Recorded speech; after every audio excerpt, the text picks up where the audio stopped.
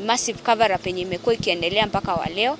Tumeona DCI wamekuwa wakienda Uingereza mara kadhaa, mpaka wa leo hatujapatiwa ripoti kuambiwa tumemaliza uchunguzi wetu na huyu ndiye alifanya haya maneno na tutamchukulia hatua Kenya. We would like the Honorable Attorney General of the Republic of Kenya to move the court and seek warrants of arrest, forward to the Ministry of Foreign Affairs, and extradition proceedings begin in UK for the suspects to be brought here. We believe they are known. Tunataka fidia.